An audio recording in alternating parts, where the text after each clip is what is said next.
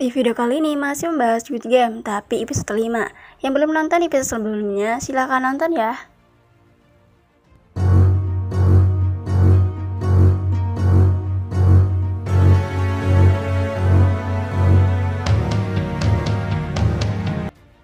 Scene diperlihatkan dengan tim Ji-hoon yang panik. Beberapa saat kemudian, Sang-woo tiba-tiba memberi komando agar seluruh anggota tim mereka maju 3 langkah.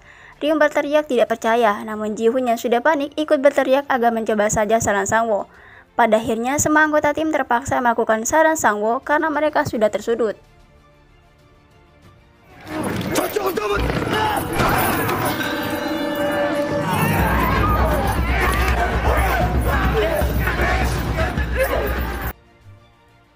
Dan alhasil setelah rencana Sang-woo dieksekusi, tiba-tiba formasi lawan hancur dan jatuh karena kehilangan beban tarikan. Melihat kesempatan terbuka, Sang-woo dengan cepat berteriak memberi komando tarikan tim lawan yang tergeletak terseret. Mereka berusaha untuk membangun kembali formasi, namun sayangnya usaha tersebut sia-sia karena mereka sudah tertarik jauh ke depan. Dengan terpaksa mereka harus menghadapi nasib buruk berupa terjun bebas ke lantai bawah, hingga tim Ji-hoon merebut kemenangan di game ini.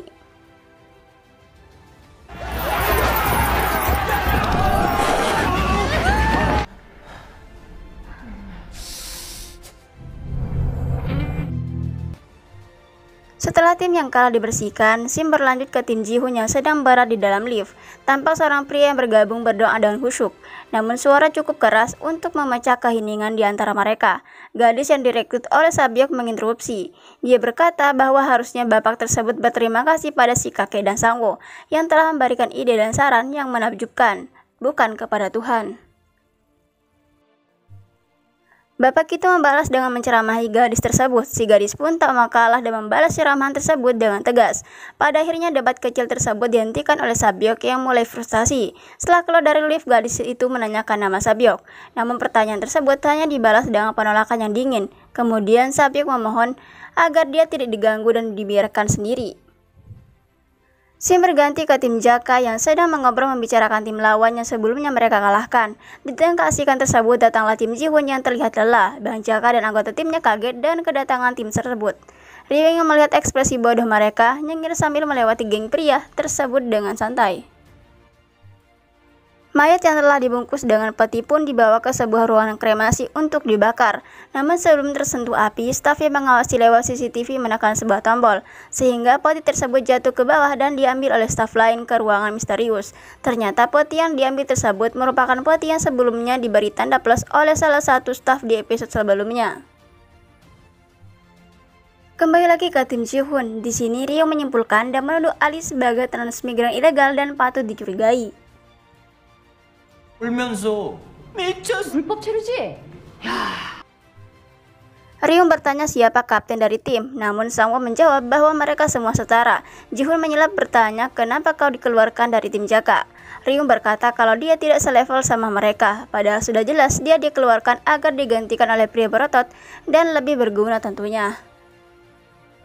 미녀야 하고 불러. 저 양아치 새끼들하고 내가 그것도 게임 직전에.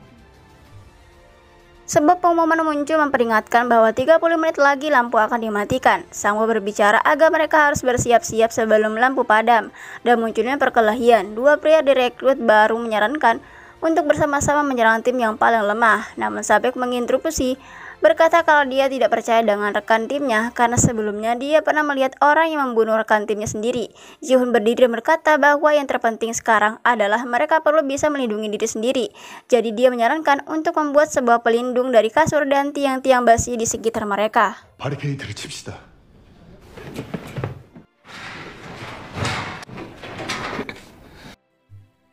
Saat dalam proses pembuatan pelindung, Bang Jaka menghampiri Ji-hoon dan berkata bahwa mereka akan hancur dengan mudah. Ji-hoon menimpali omongan si Jaka, bertanya apakah si Jaka percaya pada timnya sendiri. Setelah mendengar kata-kata tersebut, ia juga sadar kalau sewaktu-waktu bisa saja dia dikhianati oleh bawahannya sendiri. Ia pun kembali ke timnya dan memerintahkan rekannya untuk beristirahat dan tidak melakukan penyerangan malam ini. Si Jaka bertanya kemana temannya dan bawahannya bilang kalau dia pergi ke toilet. Namun kenyataannya si pria itu pergi bersama oknum staf ke suatu tempat yang tak lain adalah ruangan boksin mayat yang tadi diselupkan. Diperlihatkan bahwa rekaman CCTV saat pria dan staf berjalan di lorong dihapus oleh staf yang mengawasi CCTV. Kembali ke tim Ji-hoon, mereka berupaya untuk menyusun jadwal jaga malam. Sang-woo menyarankan agar setiap penjagaan perlu diisi oleh 2 orang agar mencegah si penjaga ketiduran atau bergabung dengan tim lain untuk berkhianati mereka. Semuanya setuju dan akhirnya diputuskan bahwa yang berjaga pertama adalah Sang-woo dan Ali, kemudian disusul oleh Ji-hoon dan si kakek. Waktu malam telah tiba, seluruh staf diperintahkan untuk kembali ke ruangannya masing-masing.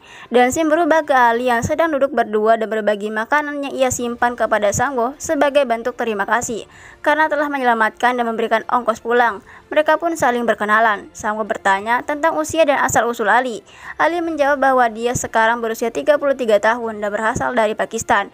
Keluarganya tinggal di sana, sementara Ali bersama istri dan anaknya yang baru berumur 1 tahun tinggal di Korea dengan tujuan untuk menghasilkan uang. Ali terpaksa mengikuti game ini karena mereka kehabisan uang, dan saat Sang-woo ditanya alasannya kemari, dia menjawab bahwa dia juga membutuhkan uang. Sim beralih ke 2 staf yang sedang berjalan menuju sebuah ruangan. Seperti sebelumnya, rekaman mereka dihapus dari CCTV.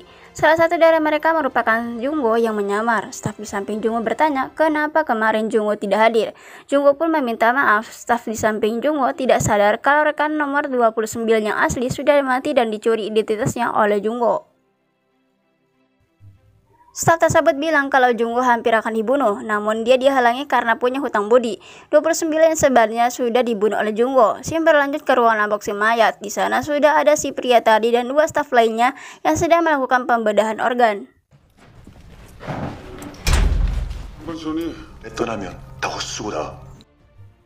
Jungwoo dan staf tadi masuk ke scan terlebih dahulu untuk dikonfirmasi identitasnya. Setelah sedikit basa-basi, mereka melanjutkan operasi karena khawatir kapal pengiriman mereka pergi duluan.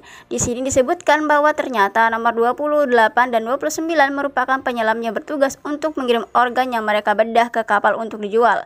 Karena dirasa kerjanya lambat, si pria disuruh untuk mempercepat pekerjaannya. Namun dia hanya menjawab bahwa dia tidak bisa berbuat lebih karena kekurangan tidur dan makan yang layak, apalagi tiap hari harus mengikuti game yang mengancam nyawa.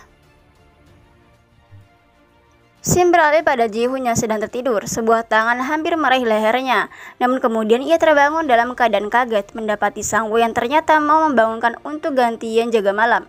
Sang-woo bertanya apakah dia mengalami mimpi aneh dan Ji-hoon menjawab kalau dia tidak apa-apa. Sim beralih lagi pada Bang Jaka yang tidak tertidur. Dia bertanya pada bawahannya tentang si pria dan bawahan tersebut menjawab kalau dia masih belum kembali dari toilet. Tentu saja ini mencurigakan.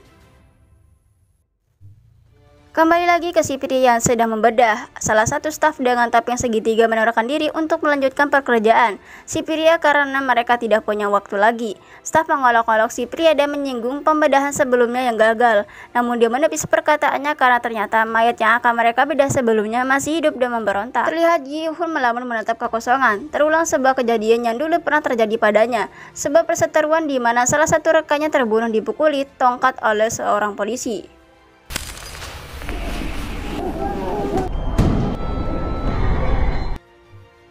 Sesaat kemudian disadarkan oleh si kakek di sampingnya. Setelah ditanya kenapa, Ji-hoon bercerita bahwa dirinya pernah terlibat di sebuah aksi berhenti perusahaan mobil tempat kerjanya dulu. Mereka dipecat dengan alasan perusahaannya sedang mengalami masa sulit. Dia sedang kerepotan membiayai keluarganya dengan terpaksa mengandalkan berhenti tersebut bersama rekan-rekannya. Namun sayangnya rencana tersebut berakhir tragis dan kematian rekan-rekannya. Tiba-tiba kakek memegang kepalanya dengan ratu kesakitan. Setelah diperiksa ternyata dia terkena demam. Scene kembali lagi ke unboxing mayat. Para staf di situ sedang bercerita, menceritakan mayat yang kemarin mereka bedah dan disebutkan bahwa mayat yang kemarin mereka bedah hanya memiliki 1 ginjal sehingga bayaran mereka kurang. Kembali lagi pada si kakek, Ji-hoon merobek sebuah kain untuk mengompres dahi si kakek. Namun ternyata dia kehabisan air untuk mengompres. Di tengah kebingungannya, tiba-tiba muncul Sabyok menawarkan airnya. Ia langsung menggunakan air tersebut untuk mengompres si kakek. Si lagi-lagi berubah ke unboxing mayat. Jungwoo bertanya apa yang terjadi pada mayat yang kemarin.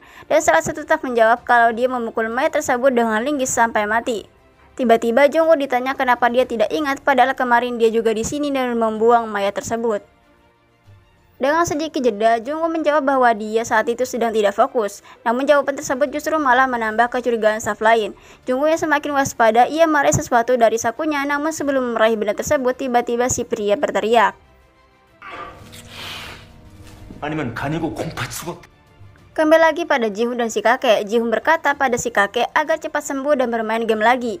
Ia meninggalkan si kakek dan menghampiri Sabyok yang sedang duduk. Ji-hoon berterima kasih atas air pemberiannya. Namun Sabyok menjawab kalau air itu tidak gratis dan harus dikembalikan esok hari. Kemudian semuanya beres dan semua organ tubuh yang akan dijual telah dimasukkan ke dalam tas nomor 28. Dan Jung bergegas untuk pergi menuju kapal sebelum terlambat. Si pria yang baru menyelesaikan pekerjaannya menagih informasi tentang game selanjutnya. Namun staf bertopeng segitiga menjawab bahwa mereka juga sama sekali belum diberitahu. Si pria sontak langsung marah dan menyuruh si pria untuk bersabar. Namun karena sudah emosi, si pria mengambil pisau bedah dan menyerang salah satu staf tersebut.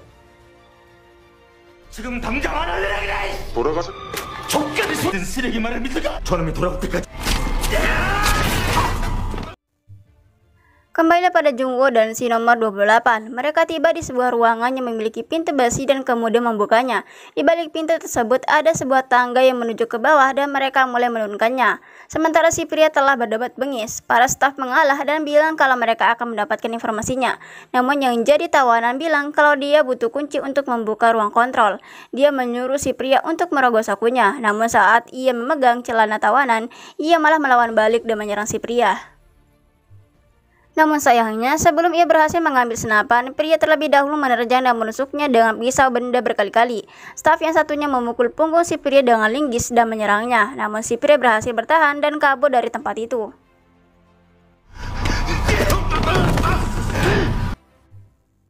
Balik lagi ke Jungwoo dan nomor 28. Jungwoo melihat sebuah benda yang menempel di dinding. Sesaat kemudian nomor 28 langsung memperingati Jungwoo agar tidak menyentuh benda tersebut yang ternyata adalah bom.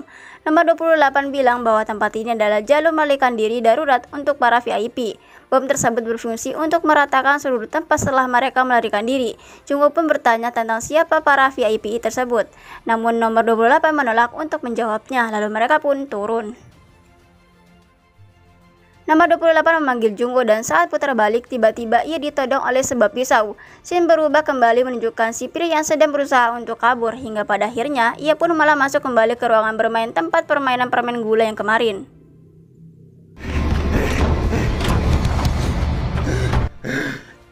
Jungwoo yang sedang ditodong nomor 28 mulai memberinya pertanyaan yang menunjukkan kecurigaannya terhadap Jungwoo. Ia pun memerintahkan Jungwoo untuk melepas topengnya. Dengan terpaksa, Jungwoo melakukan perintah tersebut. Namun sesaat setelah nomor 28 bertanya identitas asli Jungwoo, Jungwoo menodong balik, bukan dengan pisau, namun dengan pistol.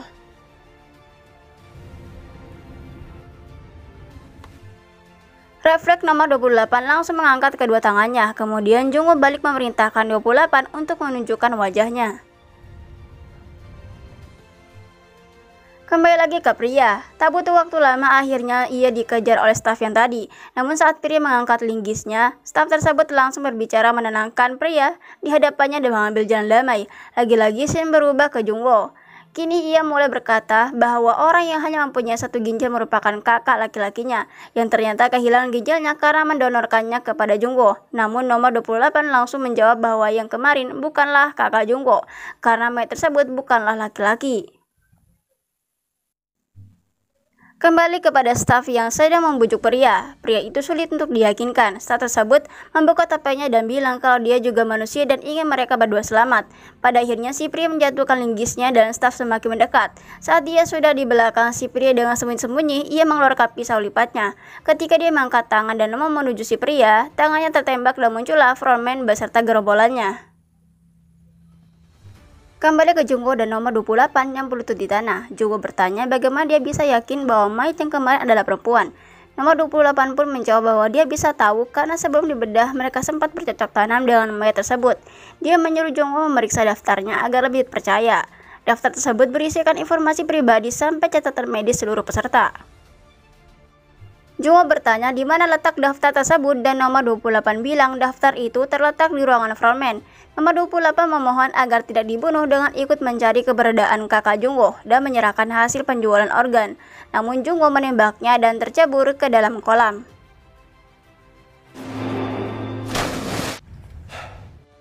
Kembali lagi ke si pria yang telah dimasuki oleh Frontman. Pria berjubah hitam tersebut menghampiri staf yang barusan ia tembak.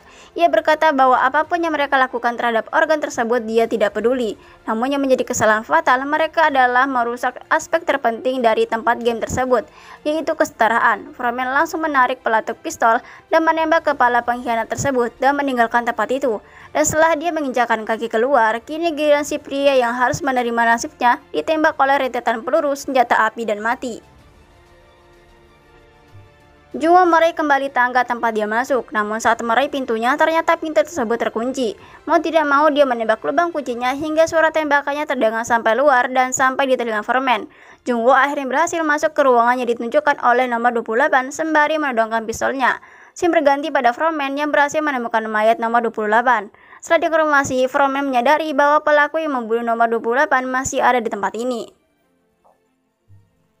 Karena tabung oksigen untuk penyelam masih lengkap, sebelum melanjutkan pencarian, Frontman menyokel lubang kepala nomor 28 dan mencabut peluru tertancap di dalamnya.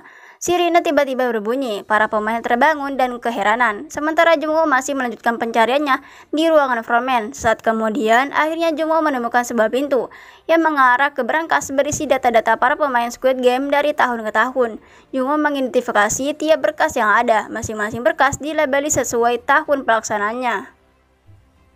Di sisi lain, para staf kini memeriksa ruangan nomor 28 dan juga milik Jungwoo. Frontman mengawasi CCTV mendapati Jungwoo sama sekali tidak terekam jejaknya. Kini para staf memeriksa para pemain dan menyuruh mereka berkumpul di tengah-tengah.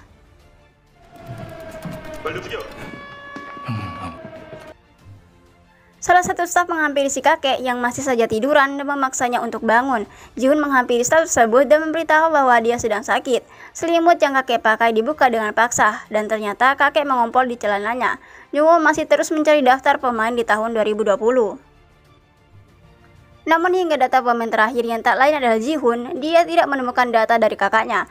Jungwoo mencari berkas lain, dilihatlah data dari pemenang Squid Game dari tahun-tahun sebelumnya. Dan mengejutkannya ditemukanlah nama yang selama ini ia cari, pemenang ronde 6 Squid Game tahun 2015 dengan nomor peserta 132, Wang In-woo alias kakak dari Jungwoo sendiri. Dia bergegas mencari data dari pemain Squid Game tahun 2015 dan benar adanya, Wang In-woo adalah peserta dari Squid Game 5 tahun yang lalu dan film pun selesai. Dari film ini ada makna yang terkandung yang dapat kita petik, yaitu belajarlah sebisa mungkin. Kalau gagal, menyerah saja. Toh kalau bisa menyerah, kenapa harus bangkit? Ayo, menyerah saja, jangan semangat. So, terima kasih dan sampai jumpa di review film selanjutnya.